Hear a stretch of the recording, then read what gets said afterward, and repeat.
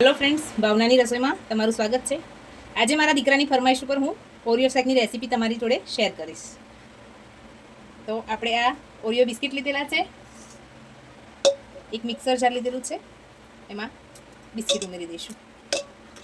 બહાર મળતા મોંઘા ઓરિયો શેક કરતાં ઘરમાં એકદમ સારી રીતે અને ઓછા ખર્ચામાં આપણે ઓરિયો શેક બનાવી શકીએ છીએ. હવે આપણે એમાં ચોકલેટ ઉમેરીશું,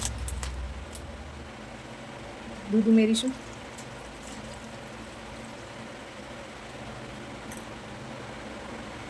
ચોકલેટ સિરપ ઉમેરીશું. ચોકલેટ સિરપ ઉમેરી દીધી છે.